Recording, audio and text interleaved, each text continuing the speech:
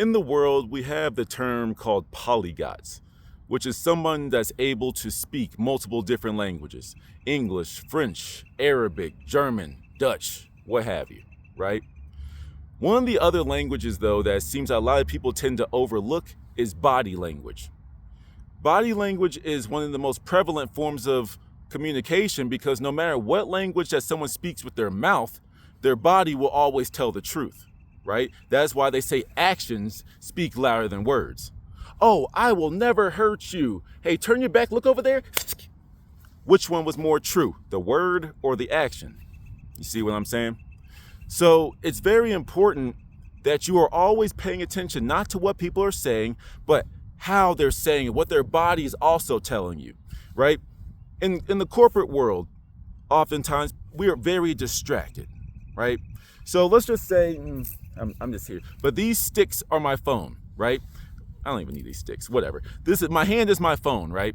So imagine you walk up to somebody and you're trying to actually have a conversation. Let's just say you have a report that needs to be done, or you need a status report or something. And you walk up to that person and they're just sitting here like, yeah, hey, well, yeah, what's up, man? How can I help you? Like you're over here. How can I help you? Hey, bro, I need you to do, oh yeah, word, yeah. How engaged is that person? Now, let's just say you walk up to the person's desk. Hey, Bob, how's it going? Oh, hey, how's it going? Put the phone on the table, and now they're engaged. What does that tell you? Okay? So, which one seems to be a lot more truthful? Hey, man, I think you're doing a great job. Keep it up. Hey, man, yeah, you doing a great job. All right, bro. Yeah, cool. Which one felt more sincere? The tone of voice, but also the fact that one is looking right at you and engaging. The other one is kind of just, yeah, you doing all right, whatever. Which one would you have a better feeling having when you walk away from that conversation? You see what I'm saying? What's another one?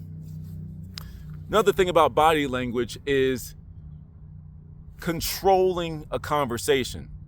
One of the tools that police officers use often is that they tend to, I'm sitting down right now, but they tend to stand with their feet further apart. What that is doing is that they are claiming more space. It's a very subconscious conversation.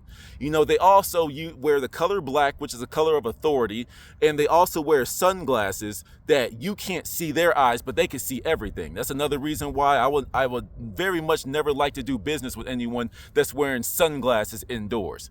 This is why poker players, for example, they tend to hide what they're doing so they can hide all of their tells. They'll wear the sunglasses so they can look around, but you can't see what they're looking at. They'll wear their hat, so it's another way to block their view of their eyes. They'll wear hoodies and all this type of stuff. Why? Because they don't want you. They want to read you. They don't want you reading them. You see what I'm saying? So these are all very important things. You could tell, if somebody is, you could tell if somebody is nervous. You walk up to someone and, hey, how's it going? They're very finicky. They're very fidgety. They're looking back and forth all the time. Oh, yeah, man. It's like, yo, what are you? It almost like if someone's doing all that, you almost want to look around yourself like, yo, what's good? You responded to a nonverbal communication with that finicky person that looks like they're off. They look like there's something's coming, maybe for them or for you. You need to pay attention to that type of stuff. I'm not saying that people need to go do this, but drug dealers, if you flipping birds on the corner like everybody raps about, and you walk up to the crackhead, he could be he's a crackhead, so that's number one. You know what I'm saying? But then also, if someone walks up to you and like, hey, you got the stuff, and they just keep looking over, you be like, yeah, nah, bro, I ain't got that. I ain't trying to teach people how to, sell drugs. I know nothing of the sort. I'm from the burbs, bro. There's nothing gangster about me. But, in regards to body language, you can use this in different situations. A lot of the times too, a thing is when people are just kicking their leg, sitting at a desk. Sometimes that could be like a nutrition deficit or something like that. But it also could be that the person's feeling irritable. They're in a rush. They're late for another meeting and they're feeling irritable. These are all the things that you need to pay attention to when you're in an interview, for example, and you're talking to people and they're just scribbling on a piece of paper. They're looking around. They might even bust their phone out in the middle of the interview. interview, do you think you're doing a good job? Versus when you're communicating and they're talking and you say, oh yeah, listen, I have such and such experience here. I'm a very punctual person. I'm very good at communicating. And they're, oh, okay, cool. Oh, interesting. Oh, so tell me more about that. They're engaged. They're leaning in a little bit, but then the other side of leaning in, my brain is going. So if we're all over the place, I'm just spitballing examples. The other thing is though, like leaning in can show interest, but it also can show that someone's trying to impede in your space. You see, a lot of pickpockets in Europe, they'll always do that type of stuff. Hey, they start off friendly, but one of the things that they're trying to do is get as close to you as possible. You see, it's like, so when you get in close into somebody's space, that's just how they get close to you. They feign, interest or, confusion, like, oh, I need help. Can you guide me to such and such? But then they'll put the map over the camera. If you watch the movie Focus, they put the map, they put a whole bunch of distraction over you, and they're just slowly picking things out of your pocket that you won't even be able to notice because you're being distracted. They are controlling the body language. But if you are observant of these things, you can protect yourself from this type of stuff. What's another one? I like in my previous video, in the dating world, right? Young men, you don't have a chance with that young lady. It's like, is she on her phone? Is she rolling her eyes? Are her answers incredibly short? It's like you think that you're getting somewhere with her, but she's just, she's completely tuned out. She's actually turning her body away from you in the conversation. If she were engaged, it'd be straight on. Because like you have to look at this like a channel of energy. If the channel's here, it's a reciprocity. It's going around. It's going to you or to her, back to you, and that's how the communication keeps flowing. But when you start to turn your body like this, that shows that your interest is otherwise. So you're pumping all the information or the energy and the attention into her, but she's diverging somewhere else. You know what I'm saying?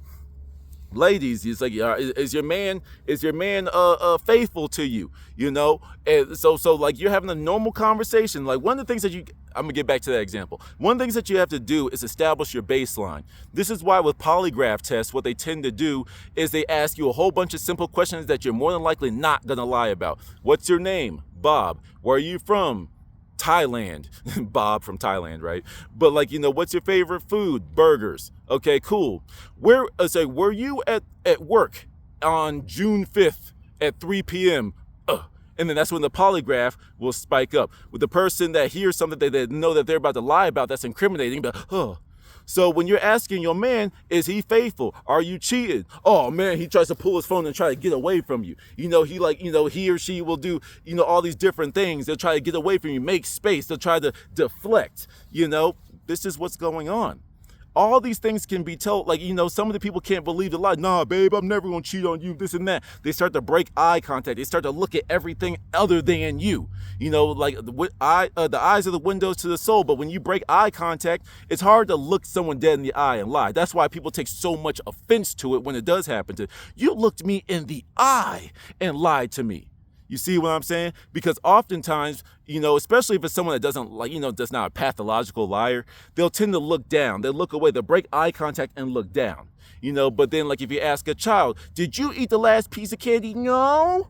Because there's a little bit of shame involved. That's why they're looking down. When you're shameful, you don't look up. You're full of shame. You look down. You see what I'm saying? But like these are all these things that you can get. But then once again, the body is always talking, kind of like in regards to health. When before you have the heart attack, before you have the stroke, before you have the collapsed lung or whatever, your body starts to sweat. It starts to, you have higher blood pressure. Your heart rate is increased. You're lethargic. Your body is literally talking to you. So you could tell that someone is nervous when they're finicky. When they're touching their face. Touching your face is a pacifying thing. It calms you down. When people start to play with their hair and stuff like that. I mean, playing with their hair for like women could tell that they're interested in trying to be seductive, but it also could be like just a nervous tick. Once again, context is very important with all these things. So I know I just bombarded you with a lot of stuff, but body language is very important. Go read up on this. Go observe this. Go look at a confident speaker versus that person that fumbled their flashcards in your high school presentation. Go look at how this person knows what to do with their hands. Go look at how this person is stuttering and their body is all clammed up and stuff. Which one exudes confidence? Which one exudes a lack thereof confidence? You see, there's so many different things, you know, but then the other side of it, this like the higher level of it, is being able to kind of tell when they're faking it as well. But usually you need a little bit more background information on them. You need to see how they get down before, because I'm very good at playing possum, playing the fool. So I'll give you a whole bunch of tells to make you think that, you know, you got a good read on me and I'm gonna completely flip the script. You see what I'm saying? But nevertheless, I hope that helps some of y'all. Till the next one, peace.